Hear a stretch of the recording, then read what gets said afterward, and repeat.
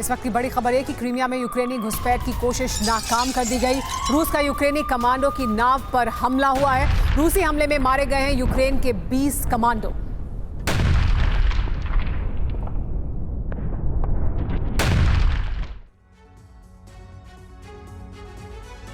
Putin ने Moscow से जो जंगी ऐलान किया उसका असर युद्ध के मैदान में भी दिखा। पुतिन के संबोधन से पहले ही रूसी सेना ने फ्रंट लाइन पर विध्वंसक हमले करने शुरू कर दिए।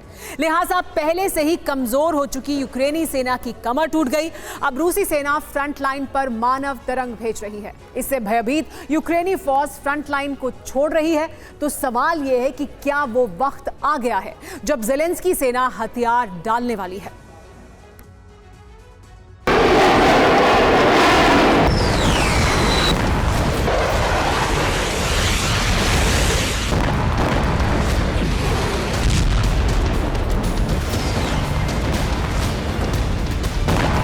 इस बारूदी बरसात को देख लीजिए।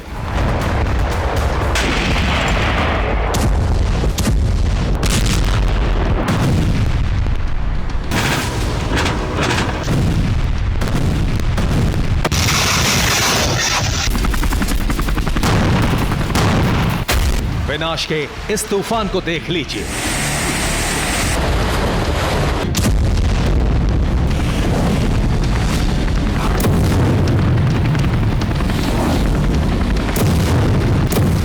ये जंग की वो ज्वाला है जिसमें समूचा यूक्रेन जलने वाला है।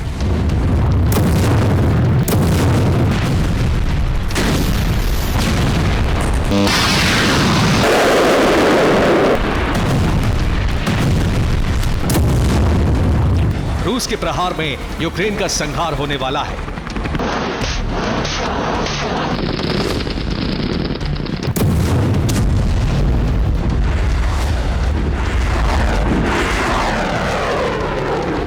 यूक्रेन के पास न सैनिक हैं न हथियार, ऊपर से रूस का बारूदी वज्रपात।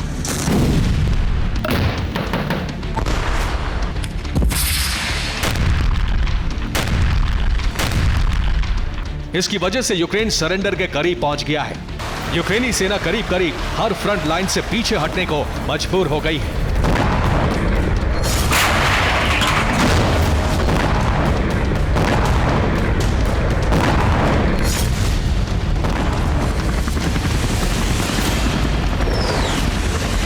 ये सब तब हुआ जब पुतिन ने यह ऐलान किया।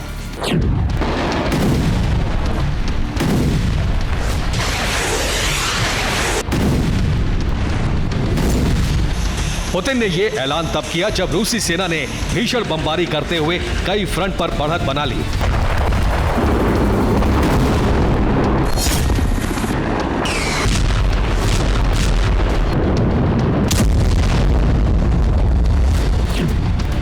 लुहांस्क और डोनेस्क पर कब्जा करने के साथ ही रूस को रणनीतिक रूप से बढ़त हासिल हो गई है। इसी के साथ अब पुतिन की पलटन नई युद्ध नीति के तहत यूक्रेनी सेना को पीछे ढकेल रही है। इस युद्ध नीति का नाम है ह्यूमन वेव, मतलब फ्रंट लाइन पर हजारों की संख्या में सैनिकों को भेजना। रूस के हजारों सैनिक सैन्य वाहन से नहीं बल्कि पैदल मार्च करते हुए आगे बढ़ रहे हैं। इससे यूक्रेनी सेना भय से भर गई है और उसने फ्रंट लाइन से पीछे हटना शुरू कर दिया है। इसी के साथ पुतिन ने विजय की हुंकार भर दी है। पुतिन ने घोषणा कर दी है कि अगर नेटो ने यूक्रेन में अपनी सेना भेजने की जरूरत की तो रूस यूक्रेन के साथ साथ उसका भी अस्तित्व मिटा देगा।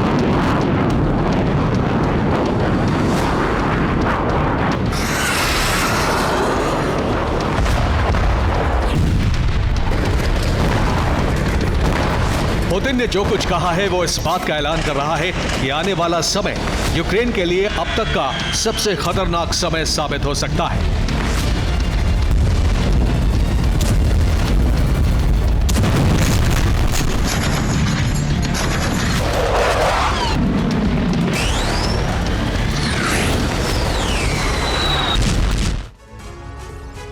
अब रूसी सेना जिन इलाकों में युद्ध लड़ रही है वो सभी इलाके उसकी पहुंच में आ गए हैं। ये वो इलाके हैं जहां रूस अब जल, थल और नभ तीनों फ्रंट से हमले कर रहा है। पहले ब्लैक सी और आसमान से बमबारी हो रही है। बमबारी के बाद जब इलाका क्लियर हो जाता है तो रूस की ग्राउंड फोर्स हमला कर यूक्रेनी इलाकों पर कब्जा जमा लेती है। लुहांस्क और डोनेस्क पर रूस का कब्जा हो चुका है। यहाँ पर रूसी सेना के ऑयल डिपो और हथियार गोदाम हैं। रूसी हेलीकॉप्टर और एयरक्राफ्ट अब यहीं से रिफ्यूलिंग कर हवाई हमले कर रहे हैं। इसके साथ ही रूस की नेवी ब्लैक सी से मिसाइलों से हमले कर रही है। ये हमले इस वक्त दक्षिणी यूक्रेन के इलाकों में हो रहे हैं। Odesa, Kherson, Zaporizhzhia, Dnipro, Mykolaiv और क्रिविरी में यूक्रेनी सेना की कमर टूटती जा रही है। उसे फ्रंट लाइन छोड़कर भागना पड़ रहा है।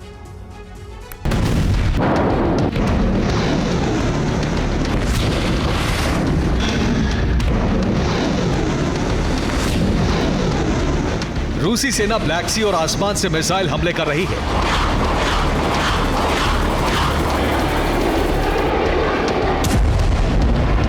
फैब 500 से विनाश का नया चैप्टर लिखा जा रहा है।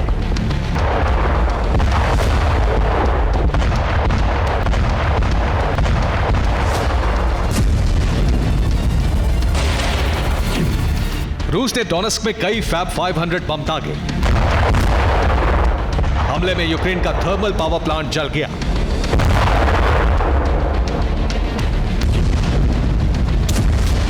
रूस ने भीषण हमला करते हुए अवदीप्का के पास एक और गांव पर कब्जा जमा लिया।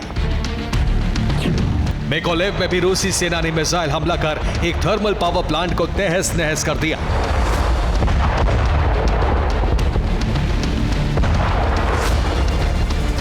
कोपियांस्क में रूस ने फैब 500 से प्रहार किया। कैफे, चर्च और कई घर तबाह हो गए।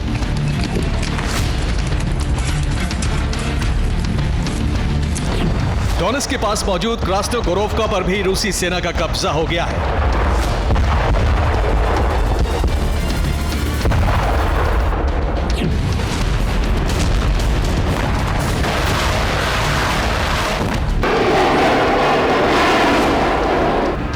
जाहिर है रूसी सेना इसी तरह भीषण हमला करने के साथ आगे बढ़ती जा रही है।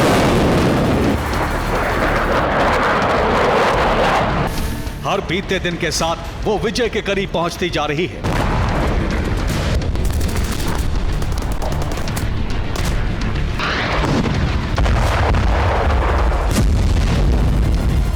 ऐसा दो वजहों से हो रहा है। पहला, यूक्रेन के पास हथियार नहीं है और दूसरा, रूस ने हमले की रणनीति बदल दी है।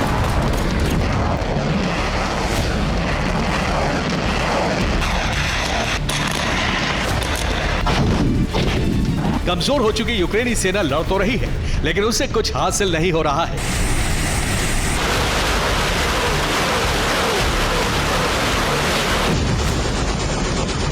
यूक्रेन का दावा है कि उसने कीव के ऊपर रूस के कई ड्रोन को इंटरसेप्ट कर लिया। खेरसोन में यूक्रेन ने रूस के टैंक ब्रिगेड पर हमला किया, लेकिन रूस को बहुत नुकसान नहीं हुआ है। ज़ापोरिज्जिया के पास यूक्रेन ने रूसी सेना की टुकड़ी पर आक्रमण किया। यूक्रेन का दावा है कि हमले में रूस के 20 सैनिक मारे गए हैं। ओडेसा के ओर्लिवका में यूक्रेन ने रूसी सेना की इन्फेंट्री पर हमला किया। कई रूसी सैनिक खत्म हो गए।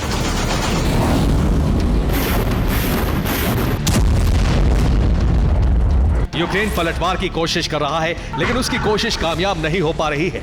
रूस के विस्फोट की वजह से उसे फ्रंट लाइन से पीछे हटना पड़ रहा है। अगर युद्ध में कुछ दिनों तक यही होता रहा तो यूक्रेन की पराजय को कोई टाल नहीं पाएगा। Bureau report, TV9, Bharatvarsh.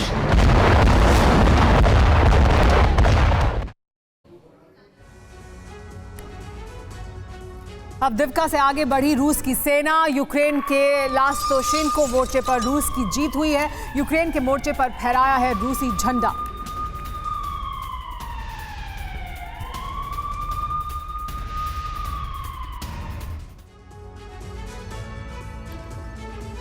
Ukraine के पास जब तक हथियार हैं, तब तक रूस के लिए जीत मुश्किल है।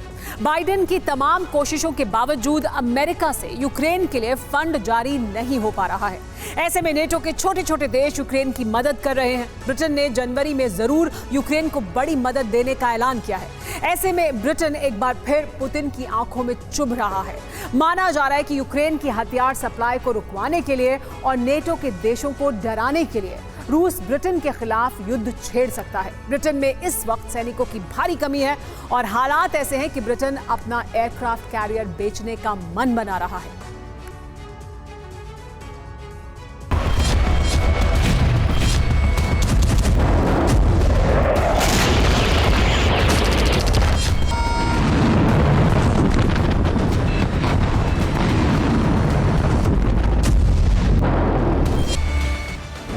यूक्रेन में अब गरजने वाली है ज़िरकॉन। दुनिया को दहलाने के लिए तैयार है सरमत।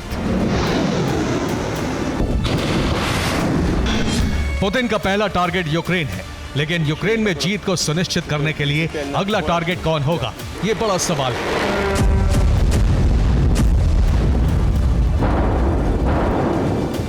पुतिन ने जाहिर कर दिया है कि अब युद्ध में भारी और घातक हथियारों का इस्तेमाल होने जा रहा है।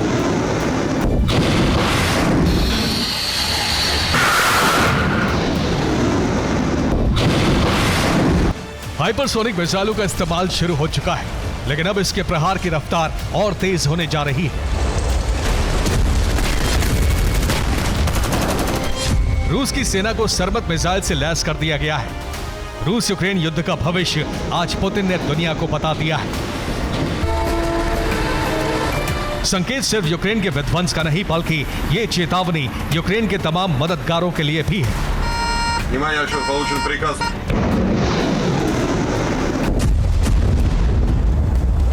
पुतिन की परमाणु बम से हमला करने वाली सेना तैयार है और आने वाले वक्त में पुतिन यूक्रेन समेत उसके तमाम मददगारों को सबक सिखाने वाले हैं।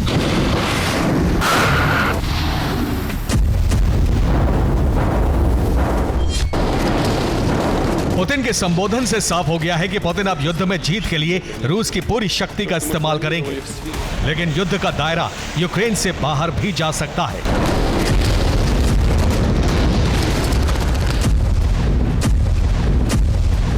वजह यूक्रेन के लिए लगातार हो रहे हथियारों का ऐलान है।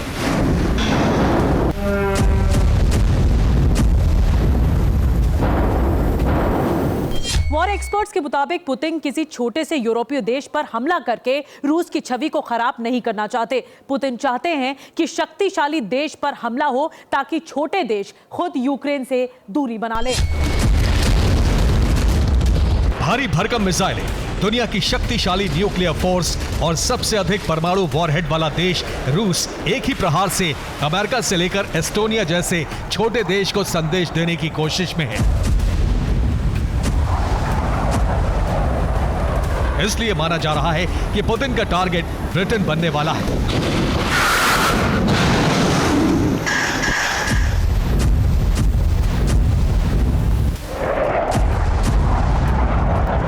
ब्रिटेन पर हमले की तैयारी रूस पिछले 1.5 साल से कर रहा है। बेलारूस में किंजल की तैनाती भी इसी मकसद से की गई थी।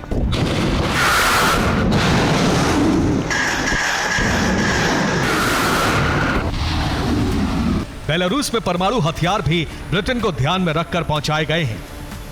अब अचानक ब्रिटेन की कमजोरी ने रूस के हौसले को और मजबूत कर दिया है। एक तरफ रूस अपने घातक हथियार सेना को सौंप रहा है, तो दूसरी तरफ ब्रिटेन में सैनिकों की भारी कमी है। गोला बारूद भी खत्म हो चुके हैं। अब ब्रिटेन अपना एयरक्राफ्ट कैरियर तक बेचने जा रहा है। यह ब्रिटेन का HMS Prince of Wales aircraft carrier है। एक रिपोर्ट में दावा किया गया है कि ब्रिटिश नौसेना फंड की कमी के चलते इसे बेचने को मजबूर हो गई है।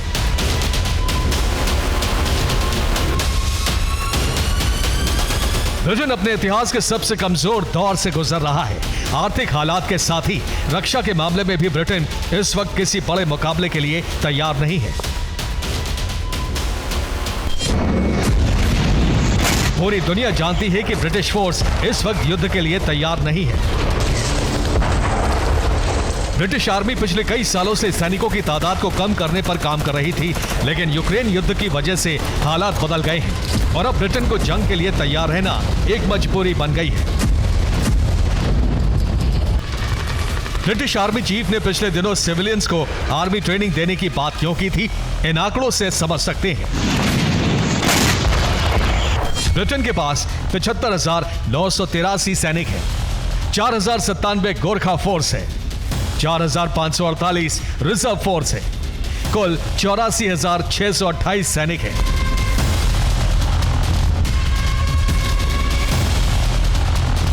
एक तरफ ब्रिटिश आर्मी रूस से मुकाबले के लिए तैयार नजर नहीं आती है, तो दूसरी तरफ पुतिन ब्रिटेन पर हमले की तैयारी बहुत पहले कर चुके हैं।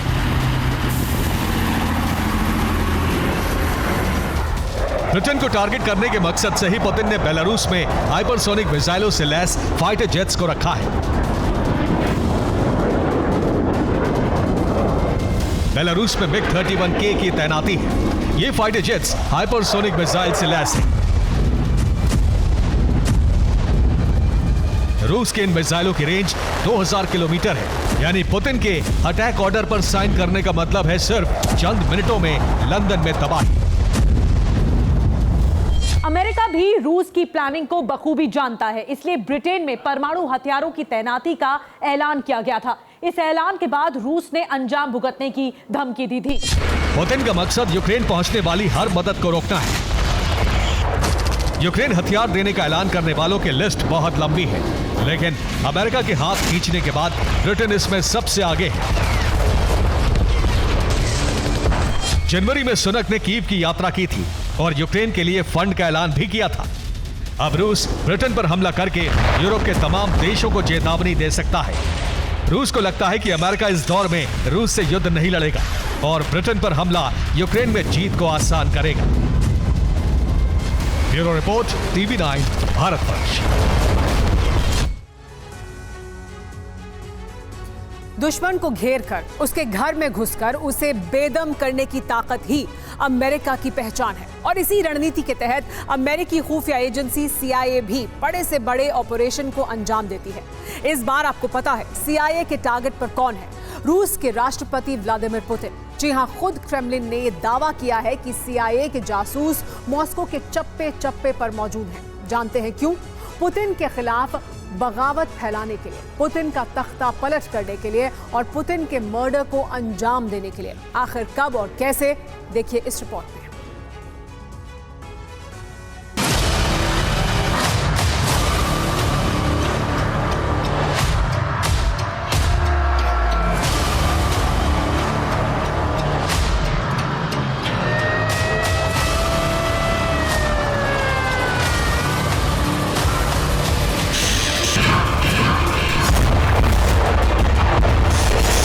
अपने विनाशक हथियारों से जिसने यूक्रेन को दहलाया,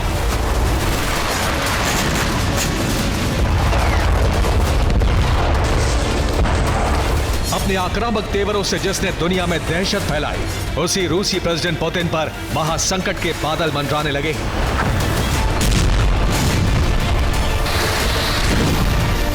जी हां, आशंका जताई जा रही है कि किसी भी वक्त पुतिन रूस की सत्ता से बेदखल हो सकते हैं। किसी भी वक्त पुतिन का तख्ता पलट हो सकता है। इतना ही नहीं, कयास तो ये तक लगाए जा रहे हैं कि प्रेसिडेंट पुतिन की जान को खतरा है। किसी भी वक्त पुतिन पर घातक हमला हो सकता है। और जानते हैं पुतिन किसके टारगेट पर है?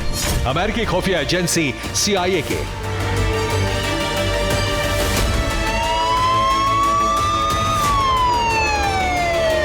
आपको बता दें कि पुतिन से जुड़ा यह सनसनीखेज खुलासा किसी और ने नहीं बल्कि क्रेमलिन के प्रवक्ता दिमित्री पेस्कोव ने किया है। दरअसल दिमित्री पेस्कोव ने एक इंटरव्यू के दौरान दावा किया है कि US स्पाई एजेंसी CIA के जासूस मॉस्को में मौजूद हैं। CIA के खुफिया जासूसों का टारगेट प्रेसिडेंट पुतिन है। CIA के एजेंट पुतिन से जुड़ी हर जानकारी जुटा रहे हैं। पुतिन की कॉल और लोकेशन को ट्रैक किया जा रहा है। CIA इसके लिए लोकल इंटेलिजेंस की मदद ले रहा है।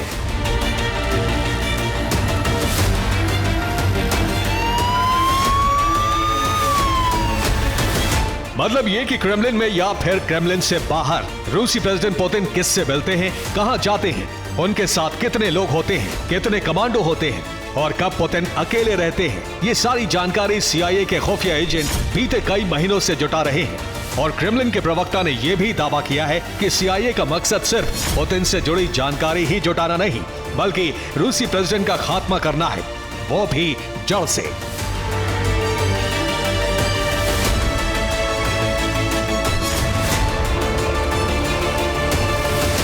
जी हां, दिमित्री पेस्कोव की माने तो अमेरिका ने अपने खुफिया जासूसों को खास मकसद के लिए मॉस्को भेजा है। आखिर क्या है CIA का सीक्रेट मिशन, ये भी जान लीजिए।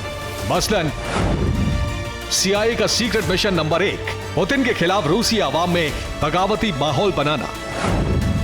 CIA का सीक्रेट मिशन नंबर 2, 15 मार्च को रूस में होने वाले मतदान को प्रभावित करना। CIA का सीक्रेट मिशन नंबर 3, तख्ता पलट के जरिए पुतिन को सत्ता से बेदखल करना। CIA का सीक्रेट मिशन नंबर 4, विरोधियों के जरिए पुतिन की गिरफ्तारी का दबाव बनाना। CIA का सीक्रेट मिशन नंबर 5, साल 2024 खत्म होने से पहले पुतिन की हत्या करना।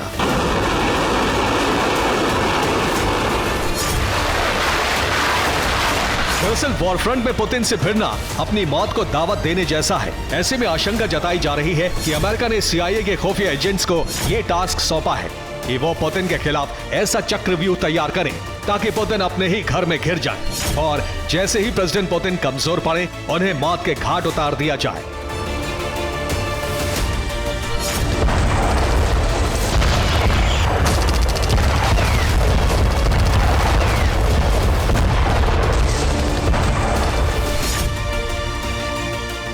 अब सवाल यह है कि क्या CIA के एजेंट अपने मिशन में कामयाब हो पाएंगे? क्या रूसी प्रेसिडेंट पुतिन का दी एंड कर पाएंगे? तो आपको बता दें कि पुतिन यूं ही दशकों से क्रेमलिन के सिंहासन पर नहीं बैठे हैं।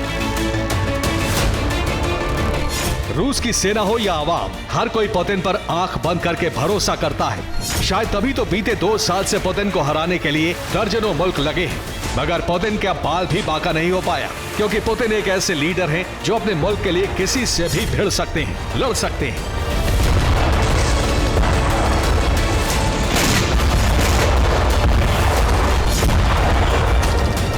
लिहाजा CIA का सीक्रेट मिशन मॉस्को में पूरा होगा, इस पर सस्पेंस बरकरार रहेगा।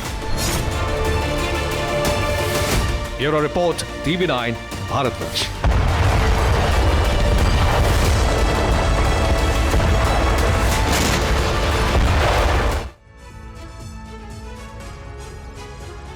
गाजा में सीज फायर की तैयारी है। हमास इजराइल में समझौते की बात अंतिम चरण में है, लेकिन इजराइल सीज फायर से पहले अपनी सीमा की सुरक्षा को सुनिश्चित कर रहा है।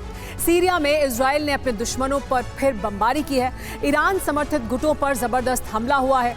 दूसरी तरफ सीज फायर के बाद लेबनान से हिजबुल्लाह के सफाई का प्लान तैयार है। यानी गाजा में धमाकों का शोर थमते ही दक्षिण लेबनान दहलने वाला है।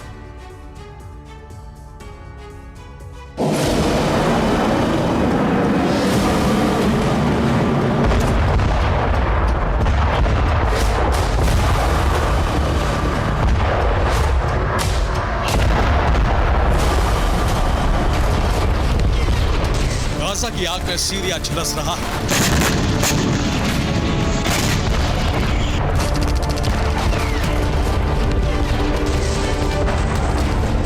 बुधवार को इजरायली फाइटर जेट ने एक बार फिर सीरिया की सीमा लांघी और फिर ताबड़तोड़ बमबारी का दौर शुरू हो गया।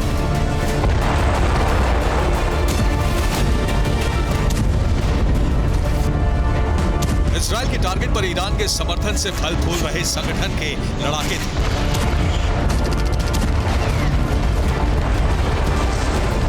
इजरायल ने ऐसे कई ठिकानों को भस्म कर दिया जहां उसे अपने दुश्मनों के छिपे होने का शक था।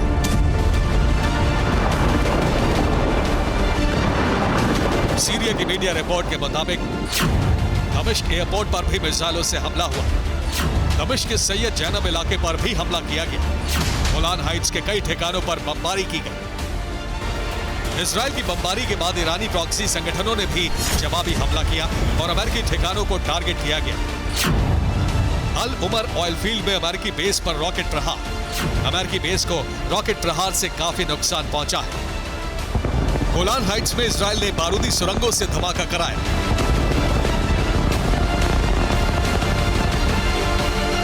इजरायली सेना ने इन बारूदी सुरंगों को खत्म करके नए सिरे से माइंस लगाने का काम शुरू किया है। माना जा रहा है कि अमेरिका के दबाव में इजरायल गाजा में सीज फायर का ऐलान कर सकता है।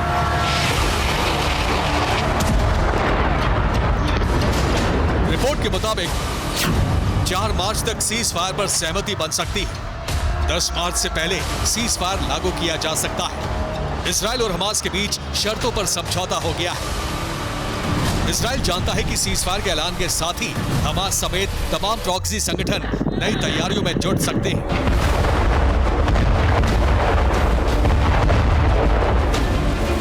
माना माना जा रहा है कि इसी वजह से इजराइल सीरिया और लेबनान से लगी सीमा पर बमबारी कर रहा है ताकि सीजफायर से पहले इजराइल की सीमा को सुरक्षित किया जा सके।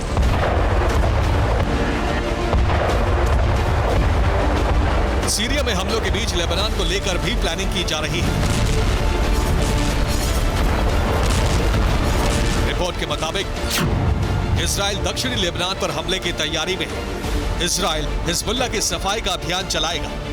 इजराइल के सैनिक लेबनान की सीमा में घुस सकते हैं। माना जा रहा है कि गाजा में सीजफायर का ऐलान करने के बाद इजराइल अपनी सेना को लेबनान भेज सकता है।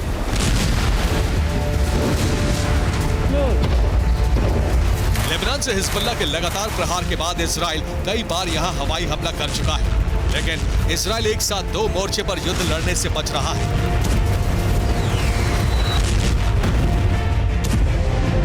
लेकिन अब गाजा में सीजफायर के बाद करीब 1 महीने तक इजराइल के पास लेबनान में स्पेशल ऑपरेशन चलाने का मौका है। हिजबुल्लाह के रॉकेट प्रहार से इजराइल की कई चौकियां तबाह हो गई। सीमा से करीब 10,000 लोगों को सुरक्षित जगह शिफ्ट करना पड़ा है। लेबनान की सीमा पर सेना की भारी तैनाती करनी पड़ी है।